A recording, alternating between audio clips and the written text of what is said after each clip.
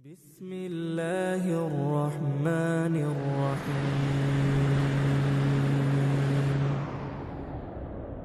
ياسين والقرآن الحكيم إنك لمن المرسلين على صراط مستقيم. Le ciseau et le souffle. Comment Ya, Sin révèle la structure cachée du temps. Il y a des lettres qui ne se prononcent pas. Elles se posent comme des pierres au seuil d'un texte sacré. Ya, Sin, 2 lettres, une sourate, un mystère que 14 siècles d'exégèse n'ont pas épuisé. On a dit que c'était le nom du prophète, secret, intime. On a dit que c'était une invocation, un souffle avant la parole. On a dit. Mais la forme, elle, a rarement été interrogée pour elle-même. Ya, un creux qui s'ouvre vers le haut. Pas un cri, un appel. Et sous la courbe, un point unique, ce qui reste quand tout le reste a été retiré. Sin, la courbe, le mouvement, le sifflement de l'air dans une caverne. Et entre les deux, invisible, l'alif, la colonne cachée, le pilier du monde. Ya, alif, sin. Ce n'est pas un acronyme, c'est une structure. 2 pôles et un centre, 2 temps et un pivot, 2 souffles et un silence. Et cette structure, nous allons le montrer, est inscrite dans la chair même de la sourate, dans ses versets, dans ses racines, dans sa géométrie cachée. Qu'est-ce que la méthode Chimicept ? Commençons par ce que ce n'est pas. Ce n'est pas d'abord une théorie à professer ni une croyance à répéter. Ce n'est pas un système philosophique de plus, ajouté aux 1000 systèmes qui encombrent les bibliothèques. C'est une matrice herméneutique opérationnelle. Elle assigne à chaque élément analysé, verset, pratique, prière, rapport au temps, une position sur le spectre de l'intégration systémique. Elle ne décrit pas, elle discrimine. Elle ne prédit pas, elle calibre. Son principe est économique et c'est sa force. Tout système oscille entre 2 pôles. Le pôle phi+, intégration, condensation, repos actif. C'est le moment où les parties se tiennent, où le tout est plus que la somme, où le temps se resserre. En arabe coranique, c'est la sakina, cette présence tranquille que le Coran décrit comme descendant dans les cœurs. Le pôle phi-, dispersion, fragmentation, agitation stérile. C'est le moment où les parties se séparent, où le tout se défait, où le temps se dilue. En arabe, c'est le dalal, non pas l'égarement moral que les traductions imposent, mais la perte de chemin, la dispersion du marcheur qui ne sait plus où est le centre. Entre les deux, le centre, l'alif caché, le seuil critique, le moment de basculement, l'instant où le système peut aller vers l'un ou l'autre pôle. En physique, c'est le point critique. En musique, c'est la note sensible. Dans le Coran, c'est le takbir, ce Allahu Akbar, qui n'est pas un cri de guerre mais un recalibrage. Le réel est plus grand que ce que tu perçois. Réajuste. La méthode cartographie où vous êtes sur cette boucle, à chaque instant, pour chaque système. Mais comment mesurer cela dans un texte ? C'est là qu'intervient Ya, Sin, non pas comme illustration, mais comme instrument de calibration. Mais mesurer quoi exactement ? Le temps. Pas celui des horloges, celui-là, Newton l'a mesuré et Einstein l'a courbé. Non, le temps vécu, celui que chacun éprouve, mais que presque personne ne mesure. Chimicept distingue 3 temps. Le temps linéaire, celui qui passe. L'horloge, le calendrier, la fiche de paie. Il s'écoule, indifférent. 1 heure vaut 1 heure. un jour vaut un jour. C'est le temps de la physique classique et c'est le seul que notre civilisation sait compter. Le temps mémoriel, celui qui reste. Le souvenir, le récit, la trace. Certaines heures laissent une empreinte de 10 ans, d'autres années s'effacent comme si elles n'avaient pas eu lieu. Le temps mémoriel est sélectif, il ne retient que ce qui a fait sens. Le temps perçu, celui qui transforme. Le moment où vous êtes là, entièrement, où une heure contient une vie, où le temps cesse de passer et commence à être, c'est le temps de la prière quand elle fonctionne, c'est le temps de l'amour quand il est vrai, c'est le temps du verset quand il vous traverse. La métrique mesure le ratio entre ces trois temps. Quand le temps perçu domine, le système est intégré, le temps se condense, la conscience est présente. Quand le temps linéaire domine seul, le système se disperse, le temps fuit, la conscience dort. Et voici l'hypothèse forte que notre lecture met au jour. Le Coran laisse apparaître de manière récurrente 3 régimes du temps. Mais les traductions les ont souvent aplatis en un seul, le temps linéaire de la narration. Et le lecteur moderne ne voit plus que des histoires anciennes. Yassine compte 83 versets. Ce nombre, au minimum, mérite examen. 83 est un nombre premier. Il résiste à la division, mais il se plie. Prenez la sourate.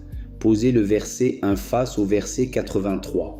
Le verset 2 face au verset 82. Continuez. Au centre, vous trouverez les versets 41, 42. Le pivot. Ce que vous obtenez n'est pas un exercice de numérologie, c'est une structure de miroir. Et cette structure révèle ce que la lecture linéaire cache. Les versets d'ouverture, serment, mission prophétique, font face aux versets de clôture, résurrection, retour. Les paraboles centrales, la cité, les messagers font face aux signes cosmiques, le soleil, la lune, les orbites. Le pivot, versets 41, 42. L'arche est ce que nous avons créé pour eux de semblable. Le pivot n'est pas un verset parmi d'autres, c'est le point de basculement. L'alif caché de la sourate, le moment où le texte cesse de raconter et commence à montrer. Et voici ce que la structure de miroir révèle quand on la lit avec la grille QIMI 7.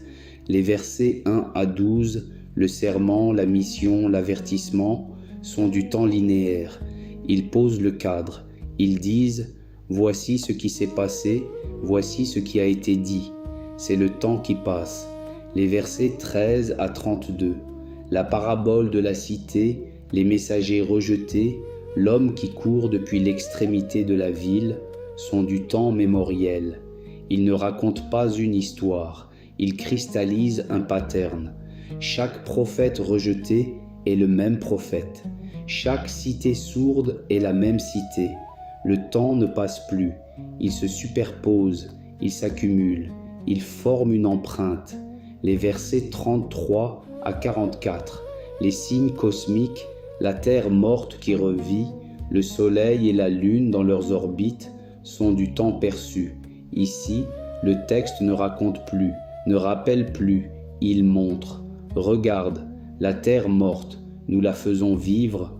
Ce n'est pas du passé, ce n'est pas du futur, c'est maintenant si tu sais voir. Et les versets 45 à 83, le jugement, la résurrection, le retour ne sont pas du futur au sens linéaire.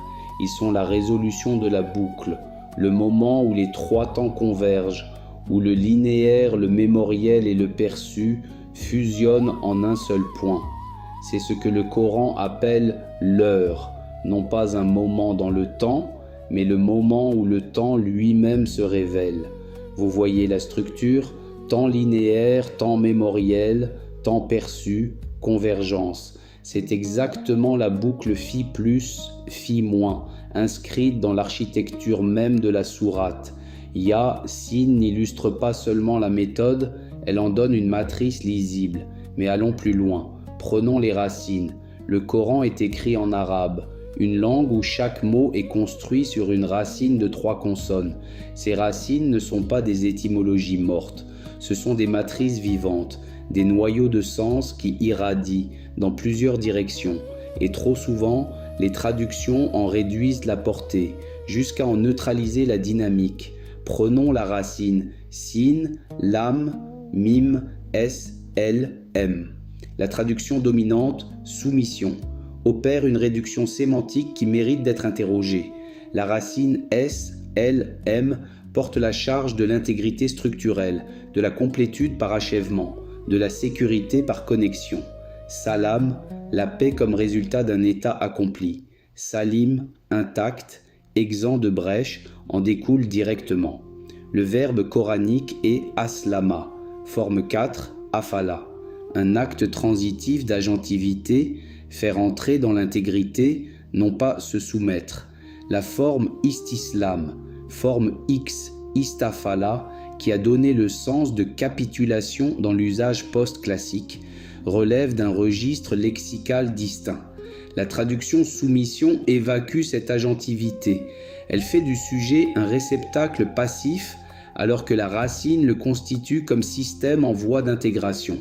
Islam ne signifie pas « je me soumets », il signifie « j'opère mon entrée dans un état d'intégrité structurelle ». La différence n'est pas théologique, elle est catégorielle. L'un fait de vous un objet, l'autre fait de vous un système intégré. Prenons la racine sin, jim, dal, s, j, d. On traduit généralement sujud par prosternation. C'est utile mais insuffisant. La racine porte aussi l'idée de reconnaissance active d'une grandeur qui dépasse. L'arbre qui se prosterne dans le Coran ne se met pas à genoux. Il manifeste par sa structure même la loi qui le traverse. Le sujud ne se laisse donc pas réduire à un geste de soumission. Il peut se lire comme un geste de calibration. Le corps qui dit « Je reconnais que le réel est plus grand que ma perception ». Prenons la racine sad, lam, waw, s, l, w. On traduit salat par prière. Là encore, la traduction dit quelque chose mais elle ne dit pas assez. La racine s, l, w porte le sens de connexion, de lien, de jointure.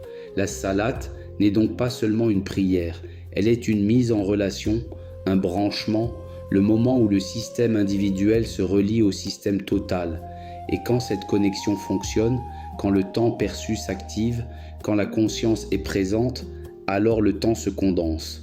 Une rakaat peut valoir 1 heure peut valoir une vie. Vous comprenez maintenant pourquoi les traductions sont dangereuses.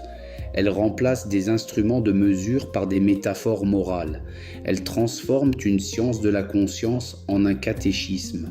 Et le lecteur, privé des racines, privé de la structure, ne voit plus qu'un texte ancien qui lui dit de prier et de se soumettre, alors que le texte original lui dit de se connecter et de s'intégrer. Ce que Kimi 7 fait, c'est appliquer cette grille à ses racines. Chaque racine porte une polarité. Chaque racine peut être lue entre phi plus et phi moins. Et quand vous lisez le Coran avec cette clé, le texte ne devient pas vague ni poétique, il devient structurellement plus lisible. Revenons à Yasin, versets 36, 33. Et une preuve pour eux est la terre morte. Nous la faisons vivre et nous en faisons sortir des grains dont ils mangent. Lisez-le avec la grille. La terre morte, c'est phi moins. Dispersion maximale, aucune intégration.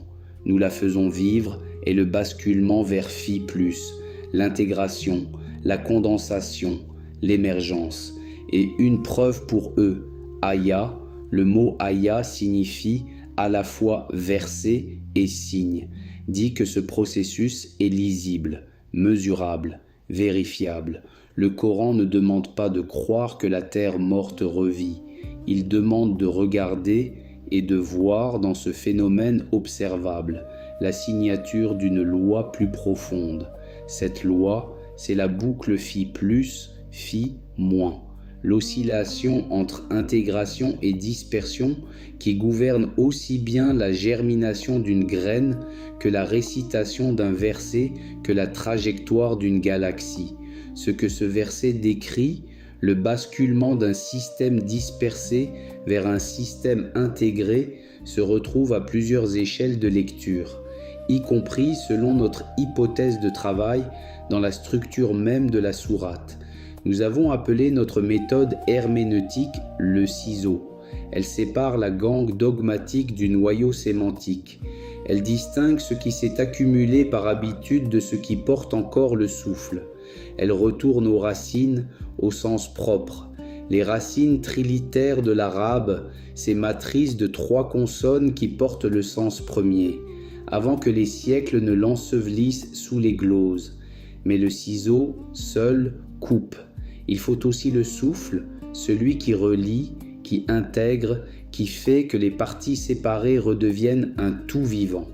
Kimi 7 est ce souffle mesuré, le ciseau et la suture, l'instrument qui sépare les temps pour mieux les réunir, la métrique qui permet de dire ici, maintenant, dans ce verset, dans cette vie, le temps tient ou il fuit.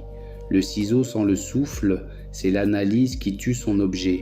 Le souffle sans le ciseau, c'est la mystique qui s'enivre d'elle-même.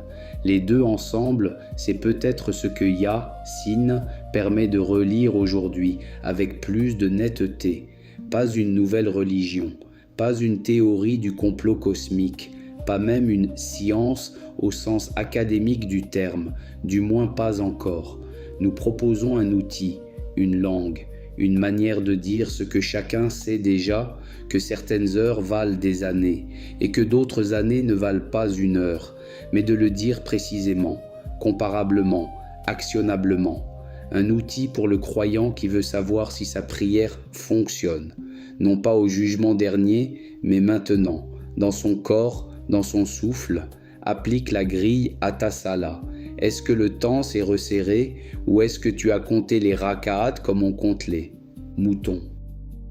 Un outil pour le scientifique qui travaille sur les échelles du temps, celui qui reconnaît que la variable manquante n'est pas une nouvelle particule, mais une métrique de l'intégration systémique, celle qui fait que le temps n'est pas le même partout, qu'il dépend du degré d'intégration du système qui le porte. Un outil pour le lecteur du Coran qui sent que ce texte parle de lui, de sa vie, de sa mort, de sa possible résurrection, mais qui n'a jamais eu le moyen de le vérifier, parce qu'on lui a toujours dit de croire, jamais de mesurer. Un outil, enfin, pour celui qui lit Sin à 3 heures du matin, seul, et qui sait que quelque chose se passe dans sa poitrine, mais qui n'a pas les mots pour le dire. Nous lui donnons les mots et la mesure. Prenez cette sourate, pliez-la. Lisez les versets 1 à 12 à voix haute, vous êtes dans le temps qui passe. Lisez les versets 83 à 58 à l'envers, vous êtes dans le souvenir qui remonte. Lisez les versets 33 à 44 3 fois, lentement, et observez ce qui change dans votre poitrine. Si le verset 36, 33, la terre morte que nous faisons vivre, devient soudainement vivant pour vous, alors la boucle a basculé, le temps perçu s'est activé. Vous n'êtes plus seulement en train de lire un texte ancien, vous êtes en train d'éprouver votre propre conscience.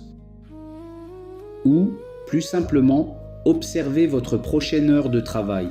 Est-elle du temps linéaire, s'écoule, s'oublie, du temps mémoriel, s'accumule, se raconte, ou du temps perçu, ce rare moment où vous êtes là, entièrement, et où une heure contient une vie entière?